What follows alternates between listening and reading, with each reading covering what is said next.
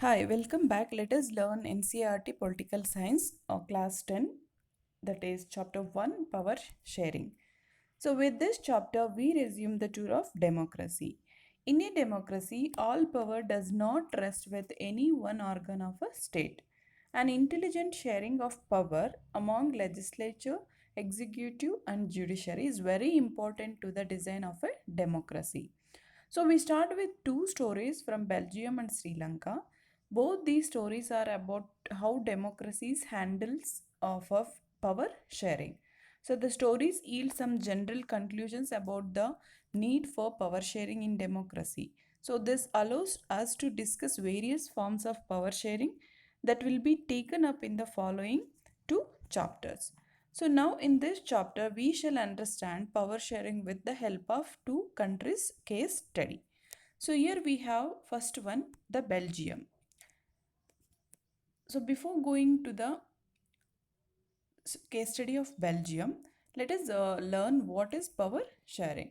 So power sharing is the distribution of decisive powers at different levels. So it can be shared among different organs of government and different levels of governments and different social or ethnic groups and political parties and pressure groups or movement.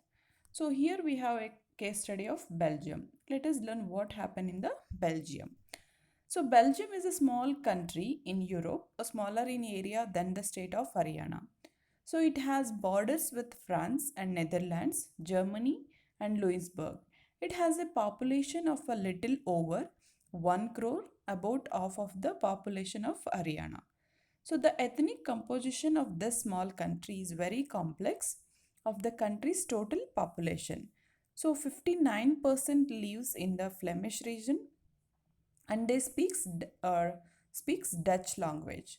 Another 40% people live in the Wallonia region and they speak French. So remaining 1% of the Belgians speak German. So in the capital city of Brussels, so 80% people speak French while 20% are Dutch speaking. So this what happened in this region, the minority French speaking community was relatively rich and powerful. So this was resented by the Dutch speaking community who got the benefit of economic development and education much later. So this leads to the tensions between the Dutch speaking and French speaking communities during the 1950s and 1960s. So the tension between two communities was more acute in Brussels. So Brussels presented a special problem. The Dutch speaking people constituted a majority in the country but a minority in the capital. So what they did, they started accommodation in the Belgium. The Belgians leaders took a different path. They recognized the existence of the regional differences and cultural diversities. So between 1970 and 1993. So they amended their constitution 4 times. So as to work out an arrangement that would enable everyone to live together within the same country. So the arrangement they worked out is different from any other country and is very innovative. Here are some of the elements of the Belgium model. The first one is Constitution prescribes that the number of Dutch and French speaking ministers shall be equal in the central government. So they made like that this accommodation. And some special laws require the support of majority of members from each linguistic group. Thus, no single community can make decisions unilliterately. So the second element, that is, many powers of the central government have been given to the state governments of the two regions of the country. So the state governments are not subordinate to the central government. So the third one is Brussels has a separate government in which both the communities have equal representation, and the French speaking people accepted equal representation in Brussels because the Dutch speaking community has accepted equal representation in the central government. So here we have an example of that. The photograph of the above here is of a street address in Belgium. You will notice that place names and the directions in the two languages they mentioned, like French and Dutch. Apart from the central, the state government, there is a third kind of government. So the community government is elected by people belonging to the one language community, that is Dutch, French, and German speaking. Here we can see there is no matter where they live. This government has the power regarding cultural and educational and language related issues. So you can notice this European Union Parliament in Belgium, the second building. You might have find the Belgian model very complicated. It indeed is very complicated because even for people living in the Belgium, but these arrangements have worked well so far. They help to avoid civic strife between the two major communities and a possible division of the country on linguistic lines. When many countries of Europe came together to form the European Union. So here Brussels was chosen as its headquarters. So we can say that there is a third kind of government called community government by the people belonging to the language community. So this is the case of Belgium. What happened in the Belgium? Let us learn the case study of Sri Lanka. We can compare the story of Belgium by reading the Sri Lanka study. So here, this is the situation into the another country like Sri Lanka is an island nation, just a few kilometers of the southern coast of Tamil Nadu. It has about 2 crore people, about the same as in Haryana, like other nations in South Asia region. So Sri Lanka has a diverse population. The major social groups are the Sinhala speakers, those are 74%, and Tamil speakers, like 18%. Among Tamils, there are two subgroups. So Tamil natives of a country are called Sri Lankan Tamils, and the rest who are having Tamilias whose forefathers came from India as plantation works during colonial period. We studied in the ninth standard chapter that colonial period who moved into from India to Sri Lanka. So are called Indian Tamils. As you can see from the map, the Sri Lankan Tamils are concentrated in the north and east of the country. So most of the Sinhala speaking people are Buddhist, while most of the Tamils are Hindus or Muslims. There are about 2% Christians who are both Tamils and Sinhala. So just imagine what could happen in the situation like this. So in Belgium, the Dutch community could take advantage of its numeric majority and force its will on the French and German speaking population. So this pushed the conflict among communities further. This could lead to very messy partition of the country. So here we have to notice that both the sides would claim control over Brussels. In Sri Lanka, the Sinhala community enjoyed an even bigger majority and could impose its will on the entire country. So now let us look at what happened in the Sri Lankan countries. Okay, so here the case study of Sri Lanka, there were also regional differences like after independence in 1948. So what they did, they have an idea like a majoritarianism in Sri Lanka. So Sri Lanka emerged as an independent country in 1948.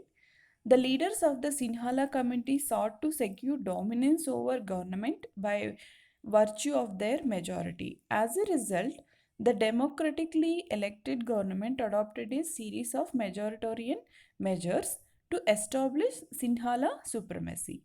In 1956, an act was passed to recognize Sinhala as the only official language. So, thus, disregarding Tamil, the governments followed preferential policies that favored Sinhala applicants for university positions and government jobs. A new constitution stipulated that the state shall protect and foster Buddhism. So, all these government measures coming one after another gradually increased the feeling of alienation among the Sri Lankan Tamilians. So, they felt that none of the major political parties led by the Buddhist Sinhala leaders were sensitive to their language and culture. So what they do, they felt the that constitution and government policies denied them equal political rights and discriminated against them in getting jobs and other opportunities and ignored their interests. So as a result, the relations between the Sinhala and Tamil communities strained over time. So the Sri Lankan Tamils launched parties and struggles for the recognition of Tamil as an official language, for regional autonomy and the equality of opportunity in securing education and jobs. But their demand for more autonomy to provinces populated by the Tamils was repeatedly denied. By 1980s, several political organizations were formed demanding an independent Tamil Elam. Elam means state in northern and eastern parts of Sri Lanka. So, the distrust between the two communities turned into widespread conflict. It soon turned into a civil war. So, here we have to notice as a result, thousands of people of both the communities have been killed because of the civil war. Many families were forced to leave the country as refugees, and many more lost their livelihood. You can notice this the picture how they um, destroyed that countries. About Sri Lanka's excellent record of economic and development, education and health, but the civil war has caused a terrible setback to the social and cultural and economic life of the country. So, what do we learn from these two stories of Belgium and Sri Lanka? Both are democracies, yet they dealt with the question of power sharing differently. So in Belgium, the leaders have realized that the unity of country is possible only by respecting the feelings of interest of different communities and regions. Such a realization resulted in the mutually acceptable arrangements for the sharing power. In Sri Lanka, we can see it shows as a contrasting example. It shows us that if a majority community wants to force its dominance over others and refuses to share power, it can be undermine the unity of the country. Clear, and let us understand why power sharing is desirable. Thus, the two different sets of reasons can be given in the favor of power sharing.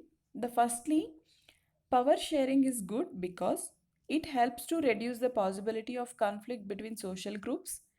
Since social conflict often leads to the violence and political instability, power sharing is good way to ensure the stability of political order, and imposing the will of majority community over other may look like an attractive option in the short run, but in the long run it undermines the unity of the nation. So you can see this the cartoon that at the left refers to the problems of running the Germany's grand coalition government that includes the two major parties of the country, namely the Christian Democratic Union and the Social Democratic Party. So here we have to notice the two parties are historically rivals to each other. They had to form a coalition government because neither of them got clear majority of seats on their own in the 2005 elections. They 2005 elections, and they take divergent positions on several policy matters but still jointly run the government. Here we have to understand tyranny of the majority is not just oppressive for the minority. It often brings ruin the majority as well.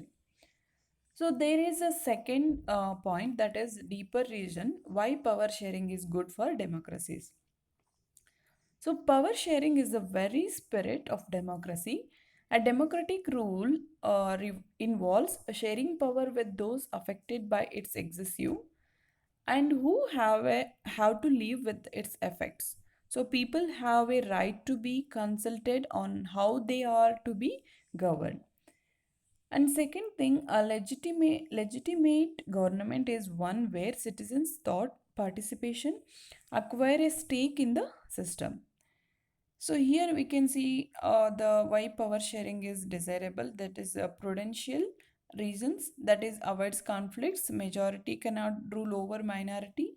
Good way to ensure political stability. There are two types. That is moral, prudential reasons and moral reasons. So here we come to the moral reasons. So spirit of democracy, equality, legitimate government. Let us call the first set of reasons, that is prudential, and the second, that is moral, we discussed. While prudential reasons stress the power sharing will bring out better outcomes, while coming to the moral reasons emphasizes the very act of power sharing as valuable.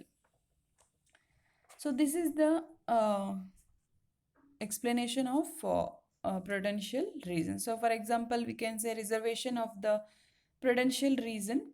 Power sharing helps in the reducing the conflict between various social groups. Hence, power sharing is necessary for maintaining social harmony and peace. So, for example, I can say reservation of the seats for scheduled caste and scheduled tribes. This allows the weaker sections also to participate in the running of the government. So, coming to the moral reason, it upholds the spirit of democracy in a truly democratic setup that citizens to have a stake in governance in the India.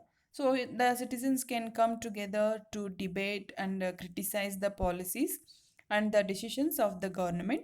This is turn puts pressure on the government to rethink its policies and reconsider its decisions. So it will be helpful for the people also.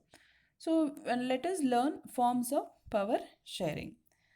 So, the idea of power sharing has emerged in opposition to the nations of undivided political power. For a long time, it was believed that all power of government must reside in one person or group of persons located in at one place.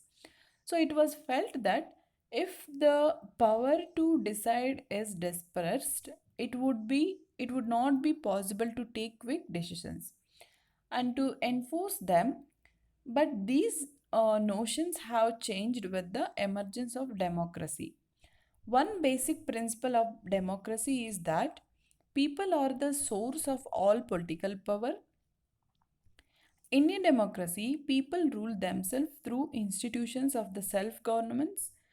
In a good democratic government, due respect is given to the diverse groups and views that exist in the society. So, here everyone has a voice in the shaping of public policies. Therefore, it follows that in a democracy, political power should be distributed among as many citizens as possible. So recently, some new laws were made in Russia, giving more powers to its president. During the same time, the US president visited Russia. We can see this, the cartoon picture. According to this cartoon, is the relationship between democracy and concentration of power. So this is an example of illustrate the point being made here. In modern democracies, power sharing arrangement can take many forms. Let us look at some of the most common arrangements that we are will come across. So the first point will be that power is shared among different organs of government, such as the legislative, executive, and judiciary. Let us call this horizontal distribution of power because it allows different organs of the government placed at the same level to exercise different powers. Such a separation ensures that none of the organs can exercise unlimited power. So, here each organ checks the others. This results in a balance of power sharing various institutions. So, last year we studied that in a democracy, even though ministers and government officials exercise power, they are responsible to the parliament or state assemblies. Similarly, although judges are appointed by the executive, they can check the functioning of executive or laws made by the legislatures. So these arrangements is called a system of checks and balances.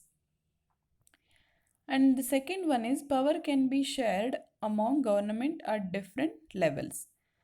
So, a general government for the entire country and the governments at the provincial or regional level. Such a general government for the entire country is usually called federal government.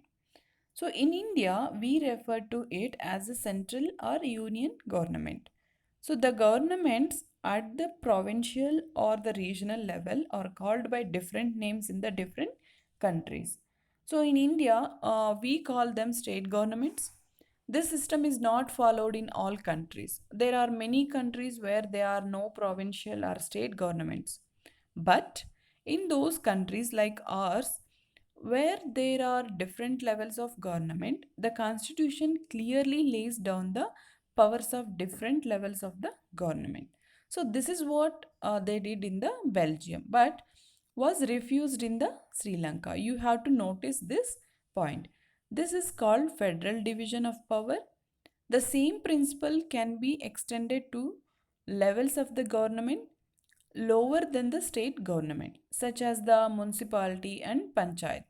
So let us call this system as a division of powers involving higher and lower levels of the government. So when the higher and lower levels of the government was influencing in this, we can call as a vertical division of power.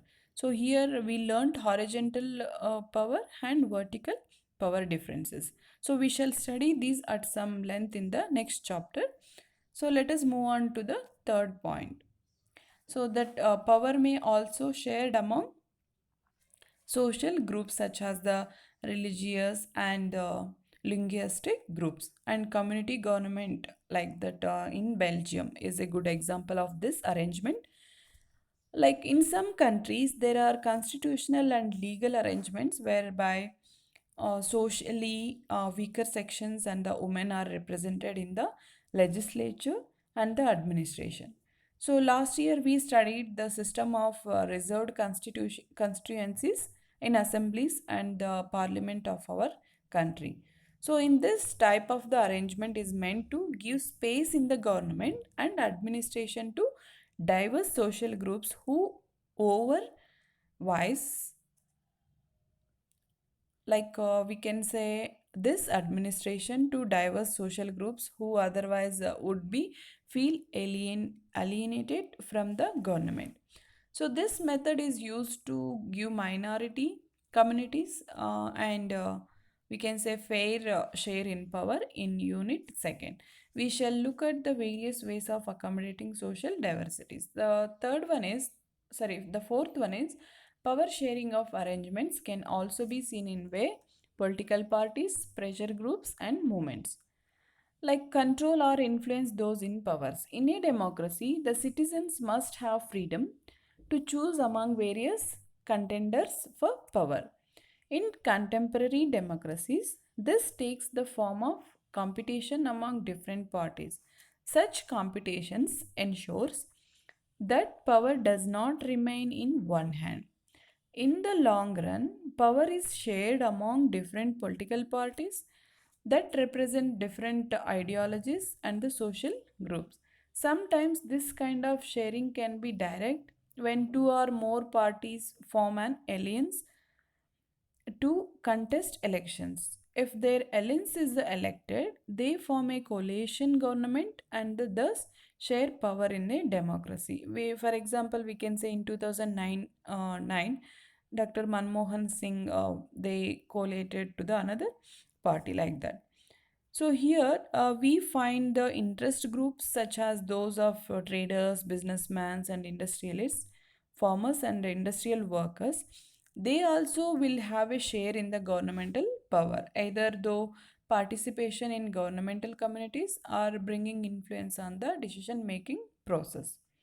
So in the unit third, we shall study the working of political parties, pressure groups, and social movements. So here we have one more question, that is, what is a coalition government?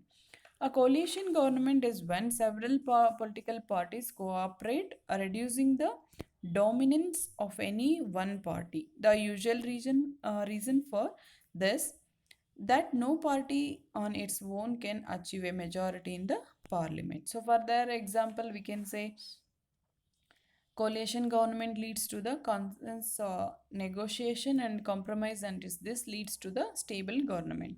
So for example, in the Lib Dems and Labour formed in the strong coalition between 1999 and 2007. There are also good examples from abroad of strong effective coalition government brought about by the use of AMS system. For example, in Germany, which has used the system of 50 years. So here we have to compare the both studies, like what happened in the both countries, like Belgium and Sri Lanka.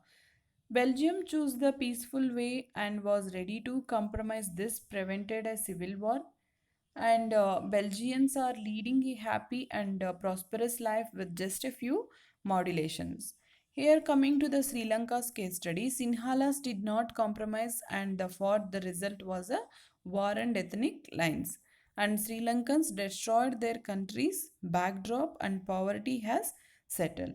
So, this is the case of the two country stories. What happened in the power sharing? So here I have given the conclusion. Belgium and Sri Lanka are democratic countries having diverse social setups, yet both took completely different approaches. When it comes to the sharing of power, Belgium accommodated the interest of its two main ethnic groups, that is Dutch and French, by formulating a power sharing arrangement that gave both the equal opportunity in the working of government. So the Belgians realized that the only way of securing the country's political stability and unity was by giving both the communities an equal representation in the government. In this matter, feelings of resentment towards the other community were not allowed to flourish in Belgium. The power sharing arrangement in Belgium, although complex, has been running smoothly over the years. So, with this, I'm going to end this chapter. Thank you for watching.